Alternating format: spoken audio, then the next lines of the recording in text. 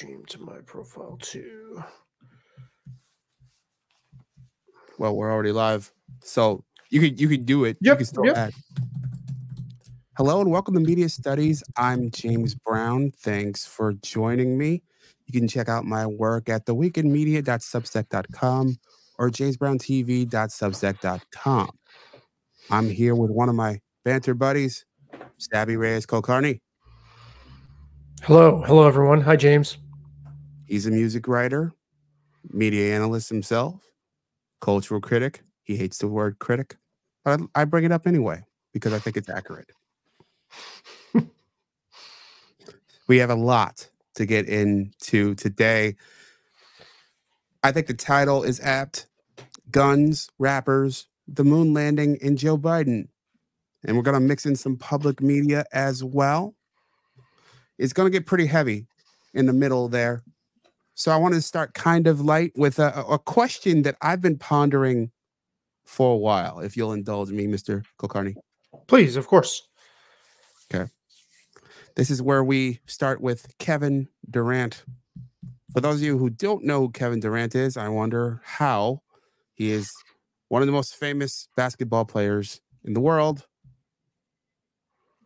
And he has provided us with this gem.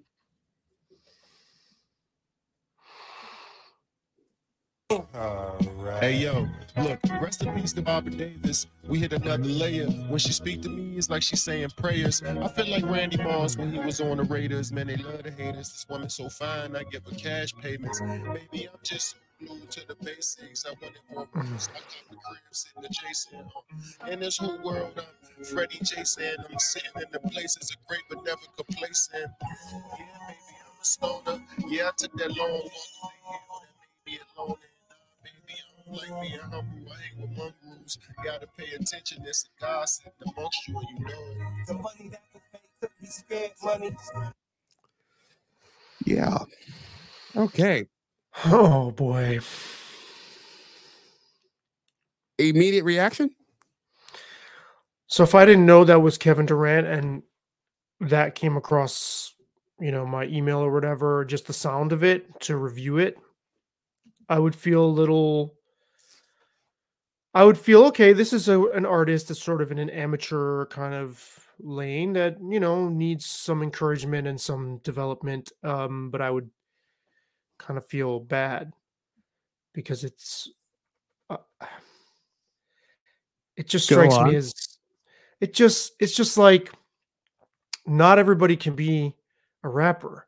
Like it actually takes incredible musical skill.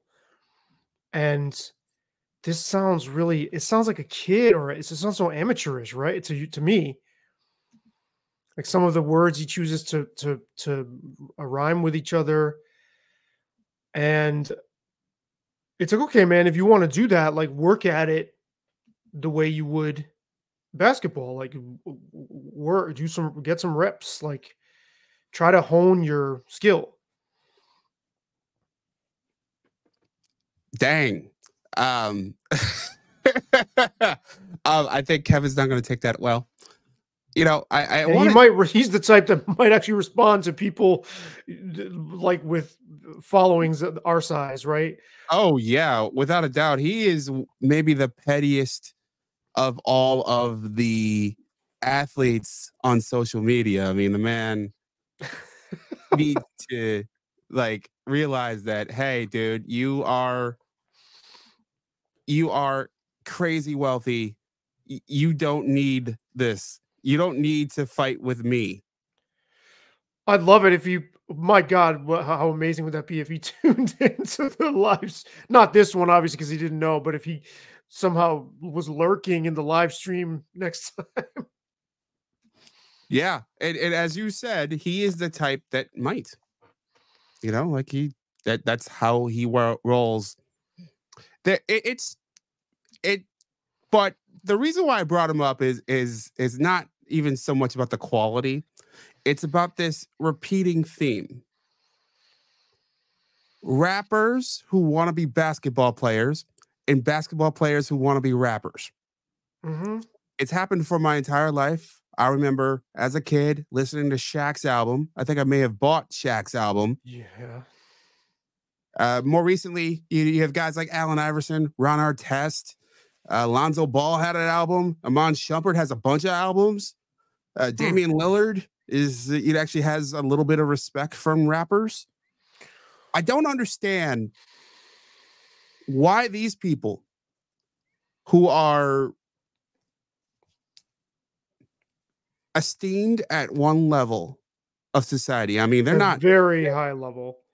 Exactly. They're not at a low level of society. They're at the very peak of their professions. The thing that they have spent their entire life building toward, they have reached. In a case of Kevin Durant, he's been an MVP of the league and he's won a bunch of titles. Well, and he's talked about as if he's like inarguably one of the greatest players in history. That's the way he's talked about. Easily top 20. And you could argue top 10. And often bandied about as the greatest player now.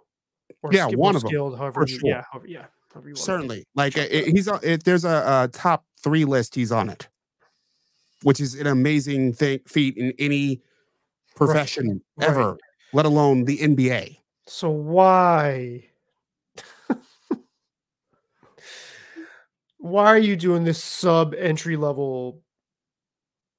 If like rap music is a skyscraper, he's like below the mailroom. He's not even getting in the middle with this song. Dang. You're gonna get him in your mentions. Who? Him? You're getting him in your mentions. Good.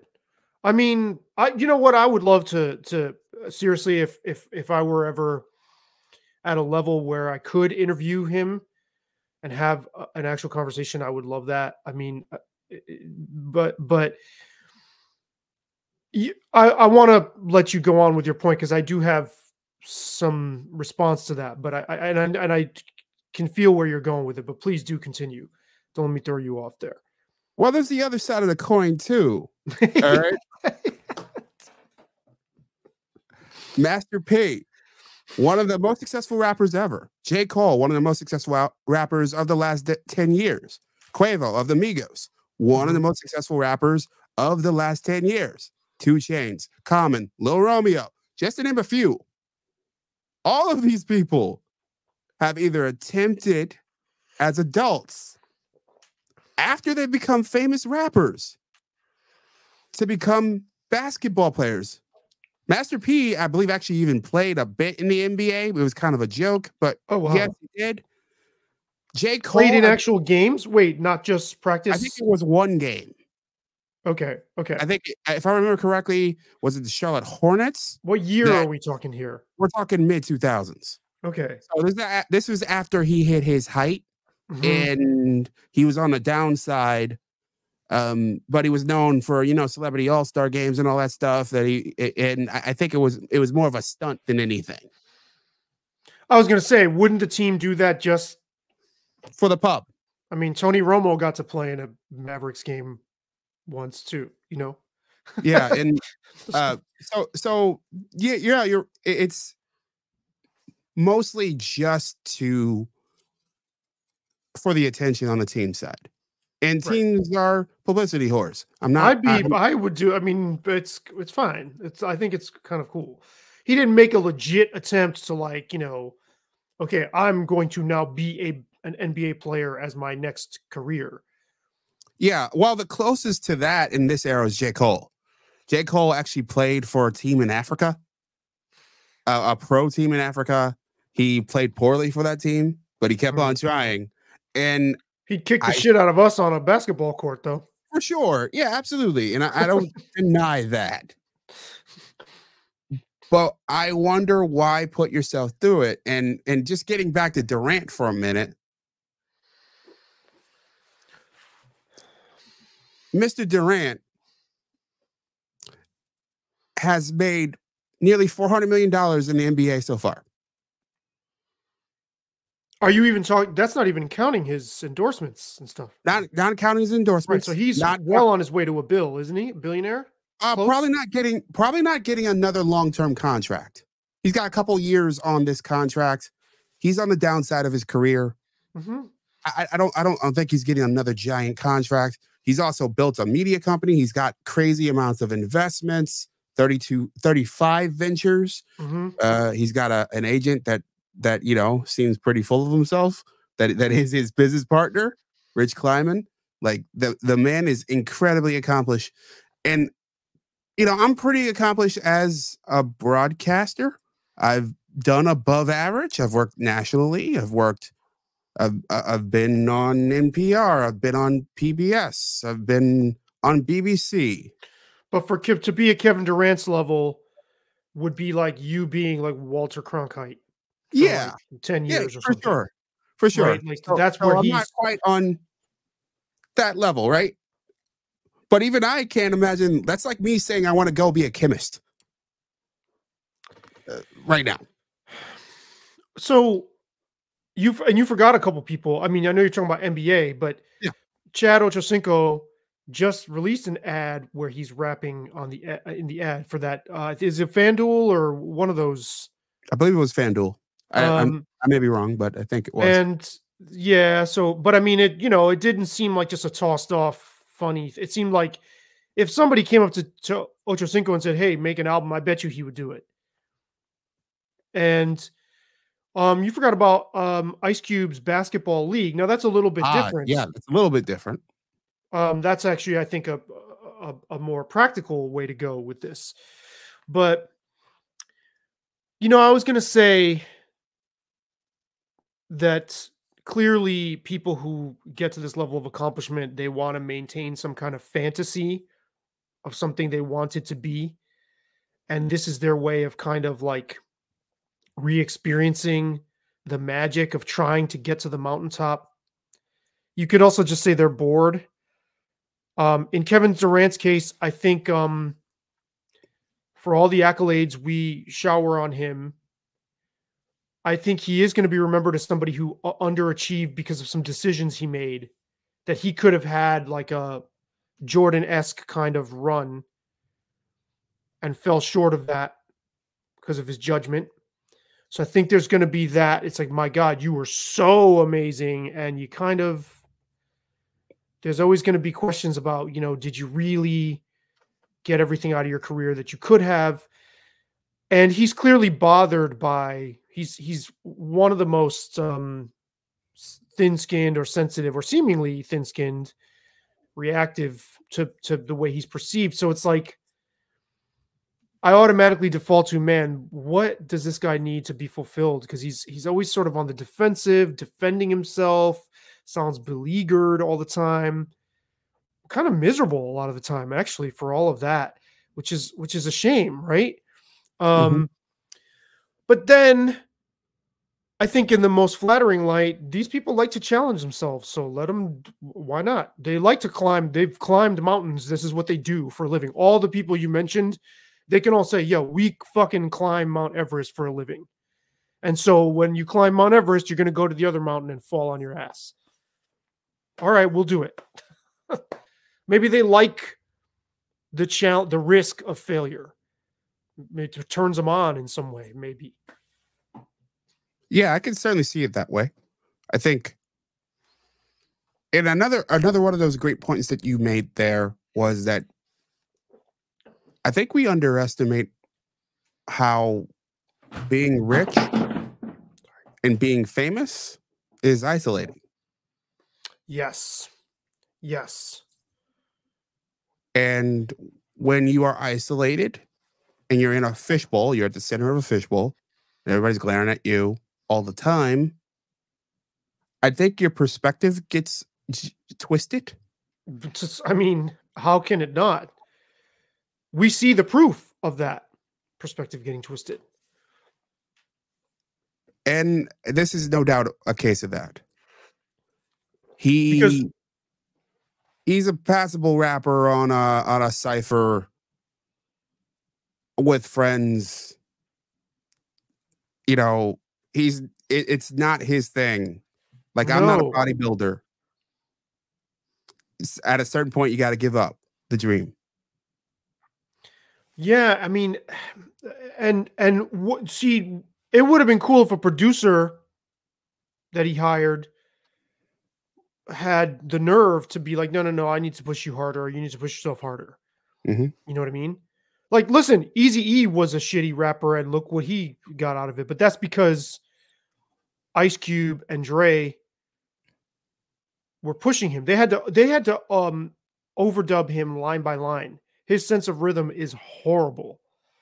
When you see him on the Arsenio Hall show, they did the Arsenio Hall after Ice Cube quit. He does not have timing. He's got the whitest sense of timing of any rapper ever. But I mean, but you can still get something artistic out of it, is what I'm saying. Why couldn't his producer push more? Because maybe is he going to keep a guy around like that? Is going to be like, no. I mean,